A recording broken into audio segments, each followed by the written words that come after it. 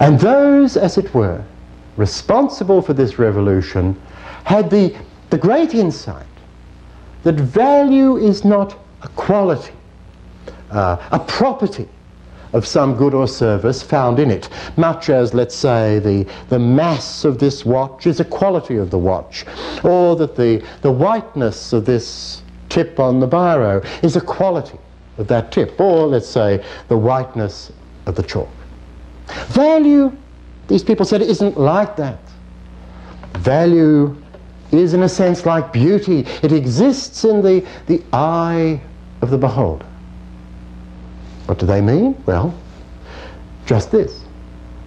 In ordinary circumstances, let's say today, standing here talking to you, I would value, at a very low ranking, let's say, a glass of water. There is no way in which, for example, I would exchange this watch so I could procure a glass of water. It just wouldn't be on. I value that much more than I value that. So no exchange. But in different circumstances, in a different situation, say in a desert, I would willingly exchange that watch, my coat, everything for one glass of water. In that situation, that different situation, I ascribe a much higher value to that than to this. What's that saying? It's saying, I suggest, that value is subjective. It refers not to a quality in an object, like the whiteness in the chalk, or let's say the mass that we might say in a sense is in this watch. Rather, it's a relationship between an appraising mind and a thing, a service, appraised. Between a valuing mind and a valued thing. Between, if you like, a choosing consciousness and the thing chosen. Value refers to a relation. And value will therefore vary from person to person. You will value some goods more high than others. I may value them the other way round. It will vary with one person time to time. The glass of water, the watch. Value is not a thing that is found in the raw materials or in the machinery or in labour or in the billiard balls. What matters is that people happen to value billiard balls. People value these raw materials. They have a whole lot of possible uses. People value labour. It can be deployed for all sorts of purposes. But people do the valuing. Marx, in short, is assuming an objective theory of value. That it's a mysterious thing inhering in goods and services. Hey, said the marginalists, that's just what value is not. When they saw that, others, oddly enough, had seen it before. But they were the ones who developed this insight to its fullest. The moment that was said, Marx's labour theory of value, taken, I remind you, from Ricardo and before Ricardo, Adam Smith, just bit the dust, as they say. And I repeat, the Marxians themselves today, the best Marxians, concede the point. So this way of understanding and defending the claim that capitalism of necessity involves exploitation falls or fails to withstand scrutiny. But let's move to the last story. And here we'll operate fairly quickly. The last story, it's not really Marxian, and at one point it disagrees with Marx as it happens, but we won't get into that fine-tuning of the argument. This is the story that, were it not for governmental regulations and unions able to exercise coercion, employers would arbitrarily set a wage rate for labour that was way, way down to bare subsistence level. Hey, says this story, were it not for a government that can regulate, and for unions backed ultimately by government who can exercise coercion, employers would exploit those with only their labour to sell by setting this bare subsistence wage rate. Now, to explore that story, this version of the claim that the market involves exploitation, I want to go on another fantasy trip. We're not making, you'll be relieved to know, disposable plastic garbage bags again. But we're going in imagination to mercantilist France. Now, mercantilist France, or mercantilist as some would say, of France, was not a free market economy, anything but. The mercantilist economy was very highly regulated indeed. Yet sufficient market structures existed to enable something quite extraordinary to happen. Let me tell you what did.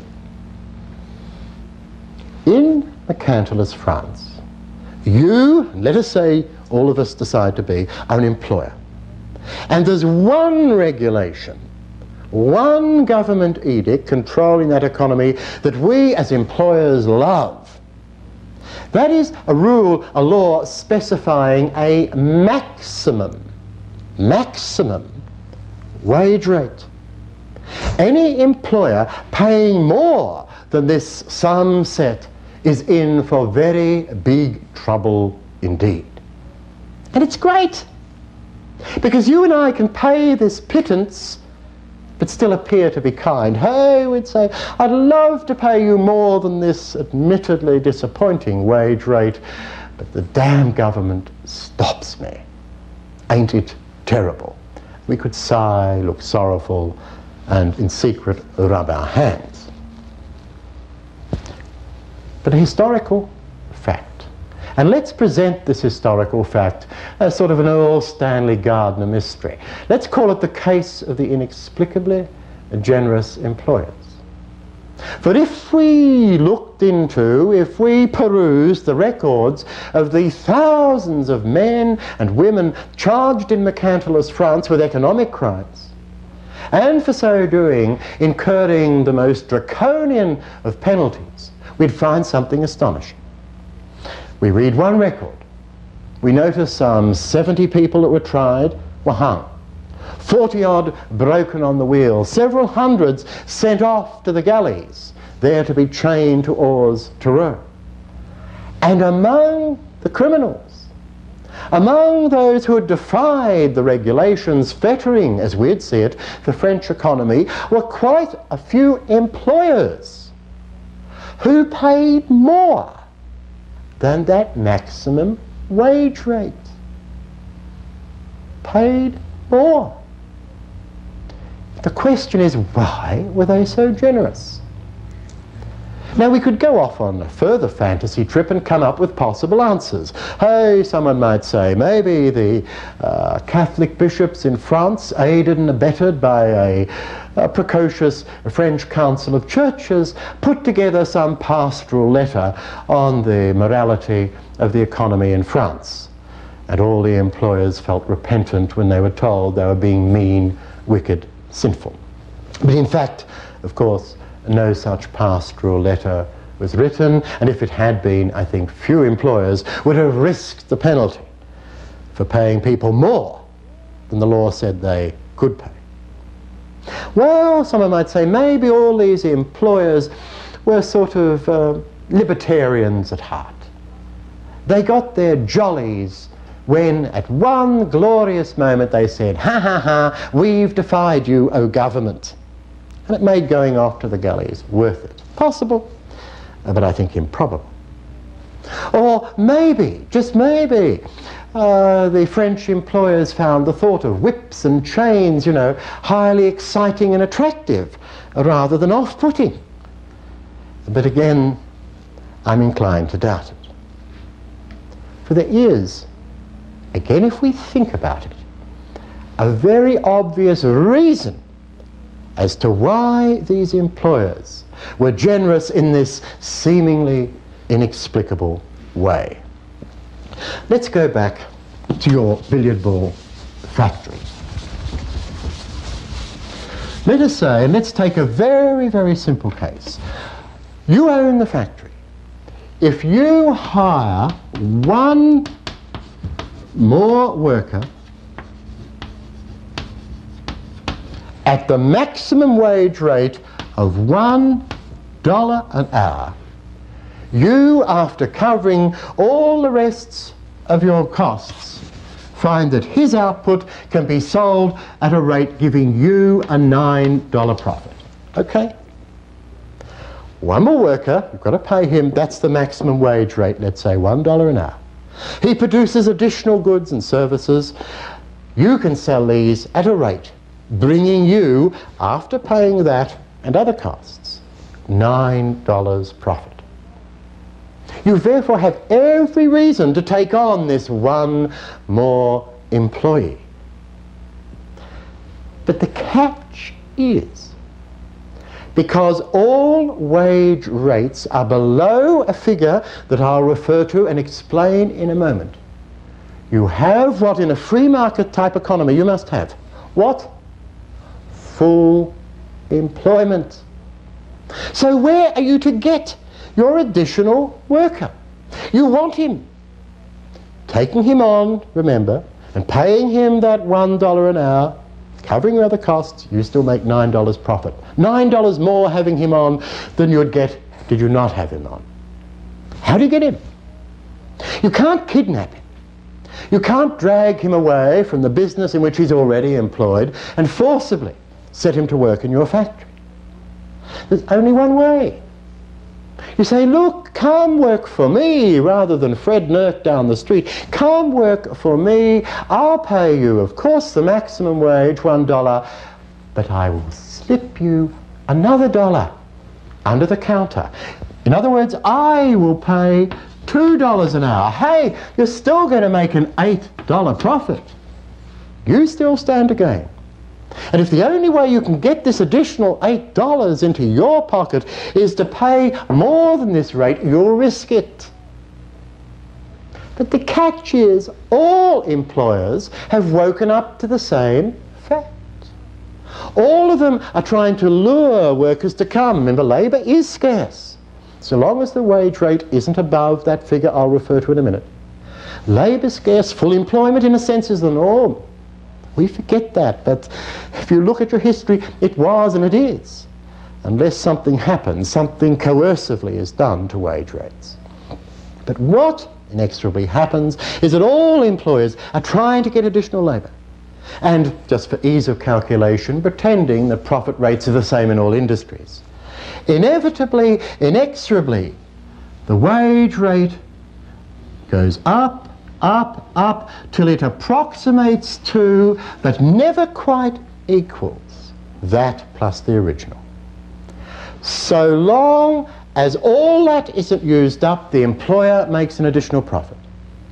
So it gets nearer, nearer. Hey, look, even if there's only 1 cent profit, 1 cent more per hour in the employer's pocket, that's okay.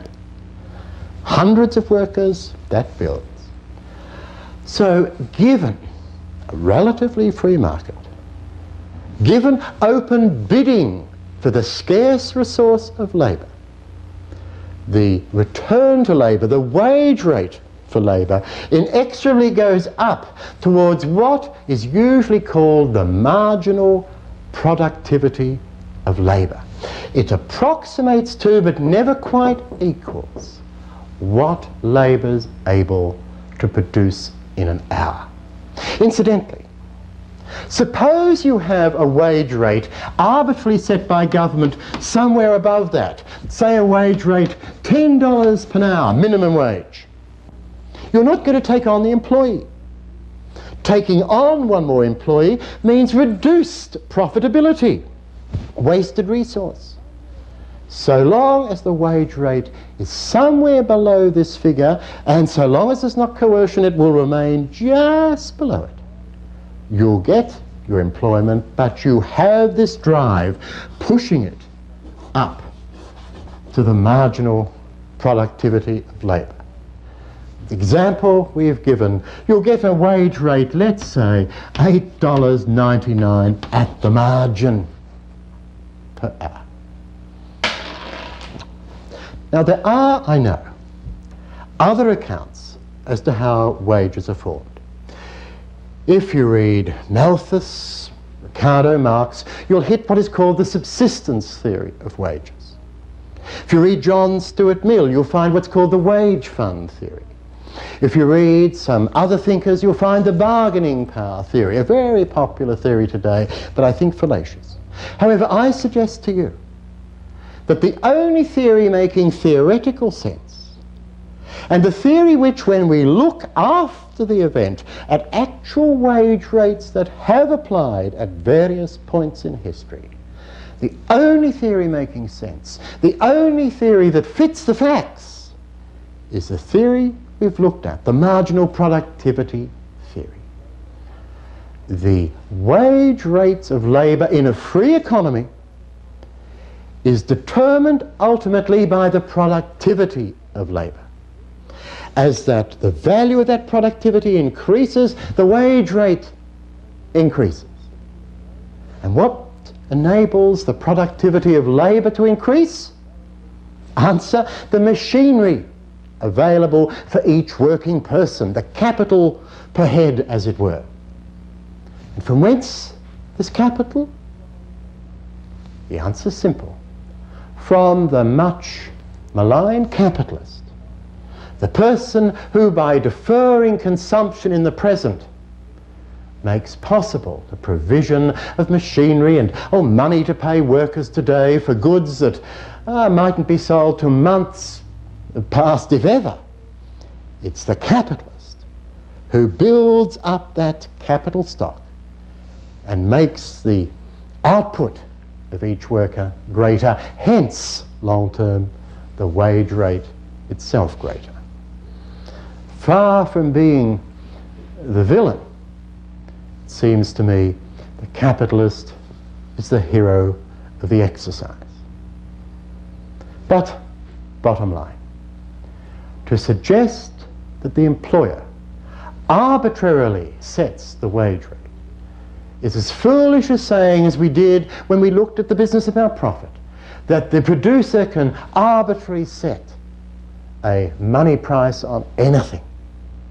He can't, if it's going to sell. So here, the wage rate in a free market, determined by the productive output of labour, and that in turn is determined by the capital invested per worker.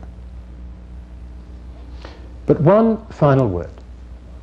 I have suggested to you that, like the suspicion of profits, the belief that a free market inevitably, inexorably involves exploitation is false. The suggestion that some businesses will cheat is in a sense trivial, for no one denies the importance of having laws protecting us from violence, their fraud. The Marxian analysis, it collapses. The notion that employers, in the absence of unions using coercion, could arbitrarily set a subsistence wage rate, sheer utter nonsense. But there does, I submit, exist one sense in which the free market involves exploitation. Now, what sense is this? Commune for a few minutes with the Oxford English Dictionary and look up the verb to exploit. And if you do so, you'll find that one older use of this verb simply was to signify make full creative use of some capacity or thing. I exploit a fine day, for example, if instead of sitting sulking indoors watching the soaps, I go out and enjoy God's good earth. Or if I have, let us say, an embryonic talent as a musician, I exploit that talent by seeking out teachers and others who will enable me to exploit to the full what I've been given. Exploitation in this sense, making full creative use of some ability, some capacity, or something, is a highly desirable reality. And this sort of exploitation is, I believe, endemic in the market economy. For it is only there, only in such an economy, at least as I see it, that all people are able to make full creative, productive use of the capacities they have and the raw material at their disposal. It's only in such an economy that the ordinary, the least able person is able to use to the absolute limit the creativity that in truth is his to enjoy. It's only in the market that we're able fully to use the raw materials at our disposal, human imagination, human creativity, the human intellect, to, as it were, take what we've been given by a merciful God and create the goods and the services we need if we're to enjoy the good life. In that sense, and in that sense alone, making full, creative, productive use of what we've given, the market does involve exploitation.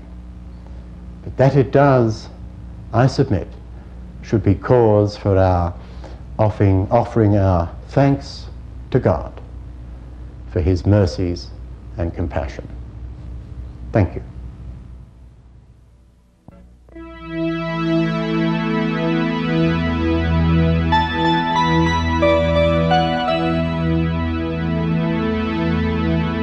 The ideas of freedom, as they relate to the meaning and the welfare of the individual, have been clearly expressed throughout time, from the ancient Greeks to our founding fathers, and now many voices among us today.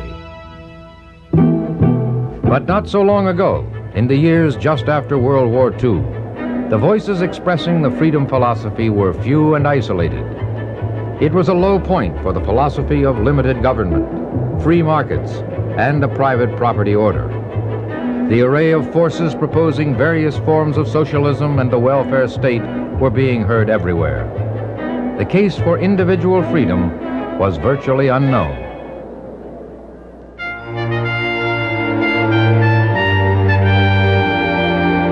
One man in particular saw the need to gather the voices of freedom, to provide a broad-based institutional framework. And so, in 1946, the late Leonard E. Reed and a few of his friends organized the Foundation for Economic Education to bring coherence, structure, and life to the ideas of liberty before it was too late. As Leonard Reed and his friends so clearly perceived, socialism was on the increase, not because it was right, but because no alternative was being heard. Voices for the Free Society had no platform from which to offer a positive alternative that was consistent, easily understood, morally correct, and intellectually exciting. The Foundation has been a significant force in changing that situation. Over the last 40 years, more than any other organization, the Foundation, or FEE as it is known to its friends, has acted as a first source, an introduction to the philosophy of freedom. While others have concentrated on policy studies, FEE has maintained a commitment to basic principles, the ideal concept, always making the connection between economic education, moral and spiritual development, self-improvement, and the philosophy of freedom. There has been a profound and telling change in the public awareness of freedom, both in the United States and around the world.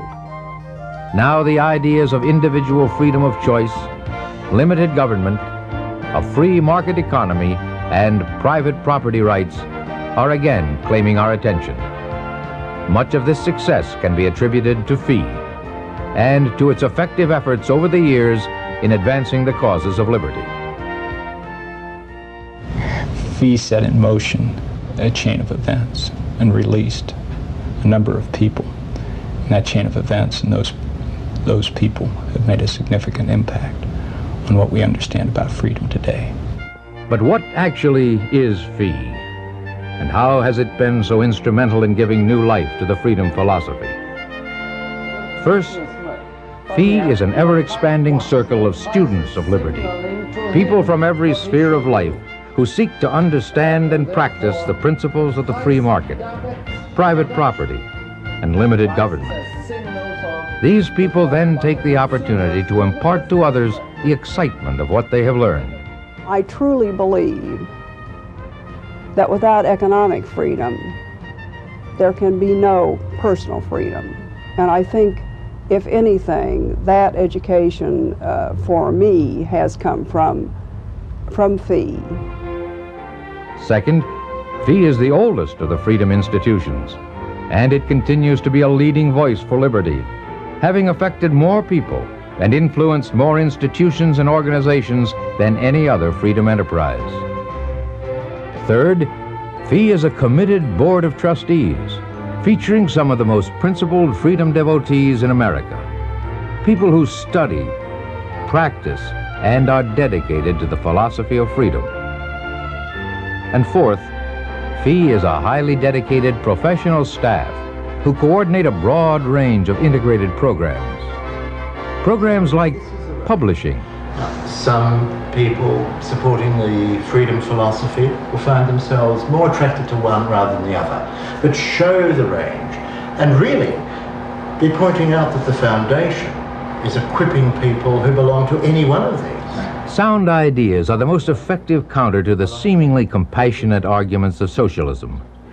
Part of FEE's mission is to discover and draw attention to the sound ideas and economic principles that underlie the free market through a large and expanding publishing program.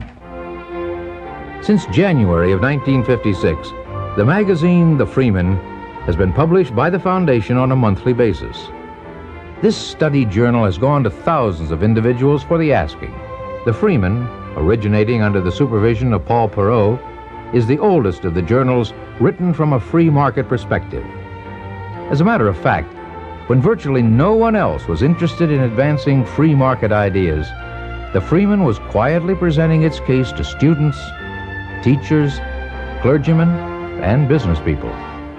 And FEE presents that case through longer, more in-depth publications like The Law by Frederick Bastiat, The Mainspring of Human Progress by Henry Grady Weaver, Economics in One Lesson by Henry Hazlitt, Anything That's Peaceful by Leonard Reed, Human Action by Ludwig von Mises, and hundreds of others. Over the years, FEE has sold or given away millions of copies of various publications. Prices, free market prices, direct production. You know, once in a while you may wonder that in this capitalistic system, without a central plan, without a central brains in Washington telling 200 million Americans what to do, and yet there's a marvelous order of things in economic life, a very rational economic order, and without a central plan. And all this is achieved, accomplished through the signal of price. Seminars. In the interest of more concentrated times of study, each year since 1952, hundreds of people have come to a wide-ranging program of FEE seminars at Irvington, New York, as well as regionally throughout the country. In these focused times together, FEE staff and guest faculty give participants an in-depth look at the freedom philosophy, or present the freedom perspective on some topical subject. Soon or late, concludes Keynes, it is ideas which are dangerous for good or evil. End of quote. These people, as we know, worked hard, and they believed that the products of their labor belonged to the individual producer, which is the basic idea of the free market economy. Right. This scenic estate on the Hudson River, just north of New York City, provides an ideal setting for person-to-person interaction for those who are perhaps new to the freedom philosophy. Suppose one of you were offered a job that had wonderful working conditions. The young are often among those to whom the principles of freedom are new. For that reason, the FEE staff have developed programs to take free market economic education into the colleges and high schools, with speakers willing to talk to entire student bodies, classes, or small discussion groups. And FEE continues to reach young people through its undergraduate seminars, correspondence, debate materials, essay contests, and attractively priced books.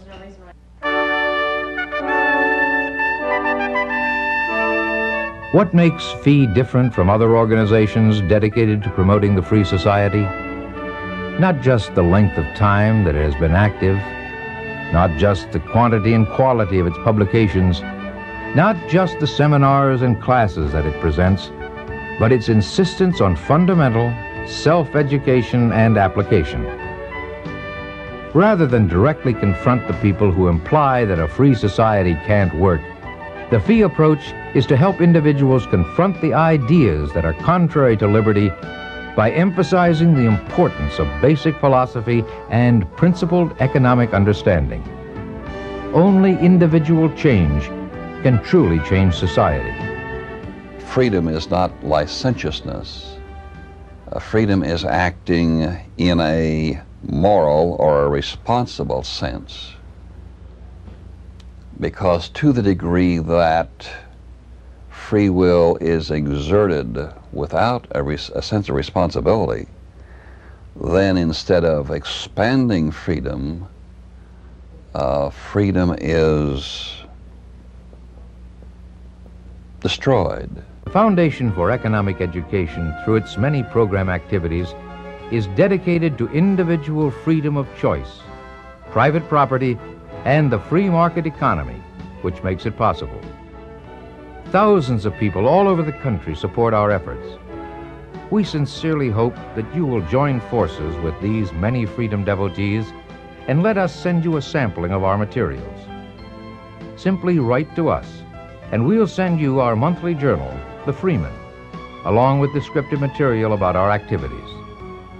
Please write to Foundation for Economic Education, 30 South Broadway, Irvington, New York, 10533. Thank you.